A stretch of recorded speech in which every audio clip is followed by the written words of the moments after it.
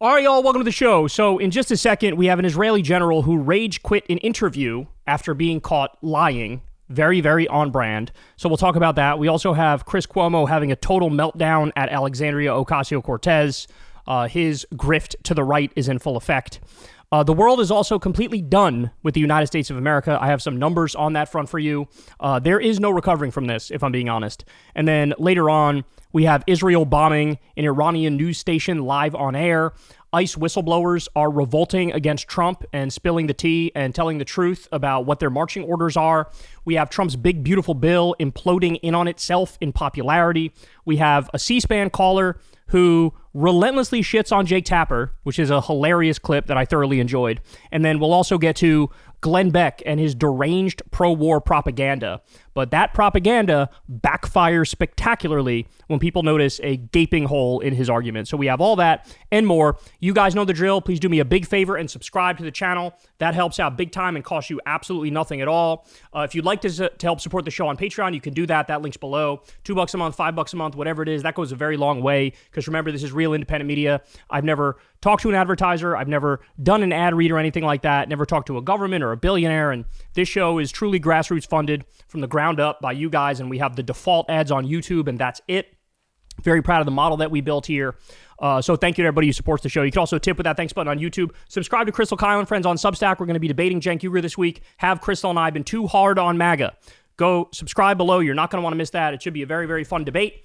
And go subscribe to Corn's World on YouTube, where we're dropping the Kyle and Corn podcast every week. We haven't missed a week since we started doing it. We're trying to get him to 100,000 subscribers, so hook a brother up with a subscription. All right, guys, let's get to it, y'all. So let's start with this here. An Israeli general quit a Sky News interview after being caught lying. Lieutenant Colonel Shoshani, you've also killed dozens of Iranian civilians. Israel claims and often talks about being different to the Iranian regime, but you've also left dozens and dozens of Iranian women and children dead in these operations.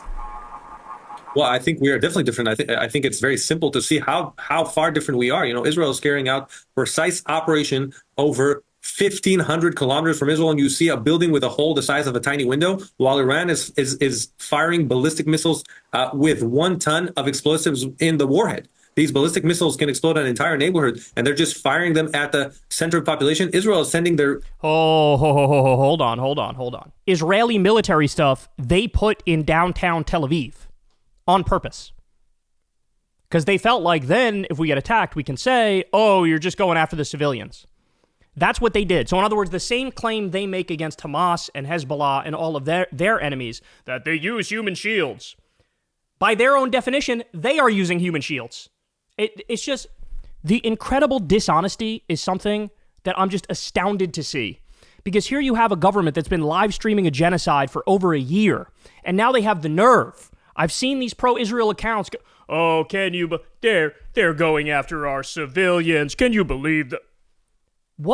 You are the last people on fucking earth who can clutch your pearls over that shit when all you do is target civilians. Oh my God. We're sending our people to be above enemy territory to try and do as precise as we can. And we have been very precise so far. And we have even given warnings. You know, the most important thing in the battlefield is to have the element of surprise. We have given warnings. Which is the Lebanon playbook. And we ended up seeing thousands of people dead in your war against Hezbollah last year. I just want to ask you, Lieutenant Colonel. I was on the ground in Lebanon.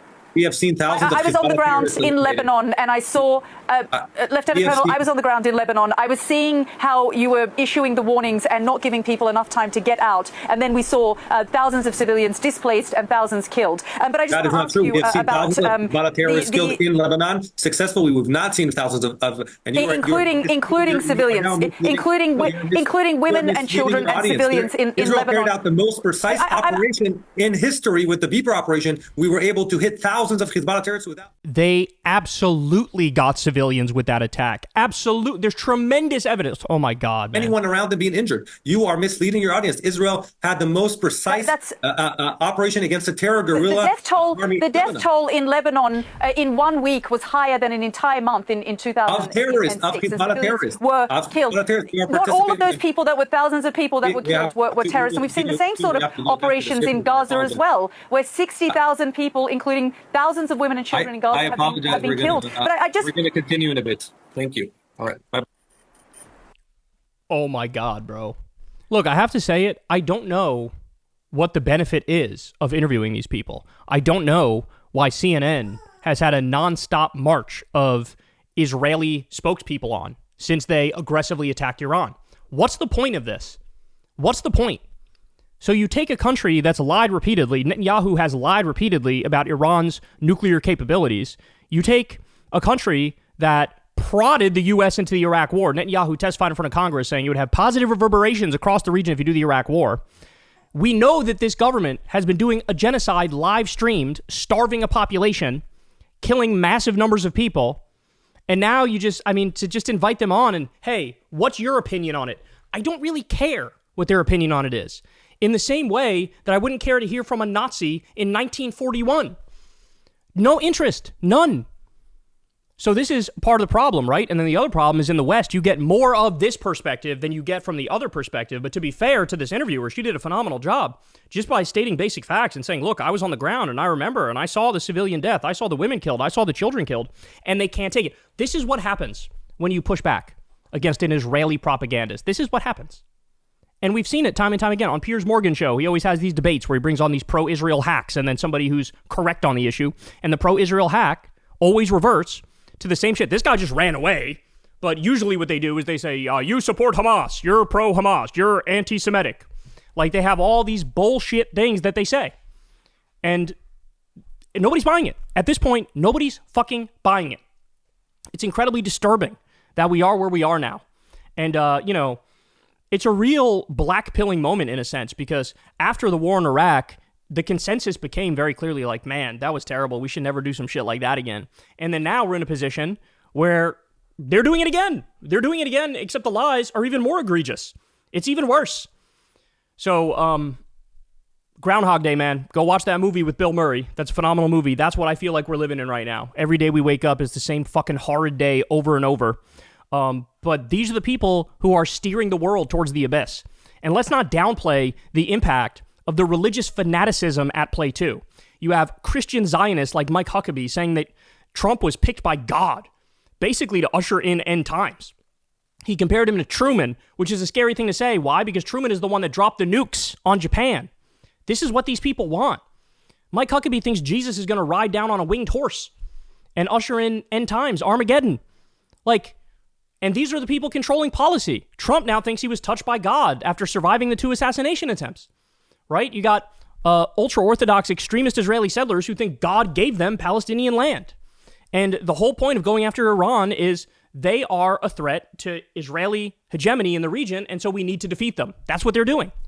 And it doesn't, the lies that, go hand in hand with that are fucking through the roof. It is through the roof. It is astonishing. It's absurd. And hopefully people keep waking up to this fact. But this was a great job by this host. And of course, the Israeli general ran away like the little bitch he is. Because that's all they got, man. Murdering innocent people. And then if you push back against their shit, they crumble. Because they know they're wrong. They know they're wrong. How could you not know that you're wrong? How could you not know? When you look at the leadership in your country, and the leadership in your country, they've said the most genocidal shit I've ever heard in my life. Just in a litany of top Israeli military officials and political officials. Palestinians are subhuman. They're animals. The babies are also terrorists. There's not a single innocent person in Gaza. All this shit. There's no way you can defend this to the world. And quite literally, they can't. That's why he ran away. Hey, y'all, do me a favor and like and subscribe. It helps out big time in the algorithm. Click the bell as well for notifications when videos drop. And watch that video on screen right now. You know you want to.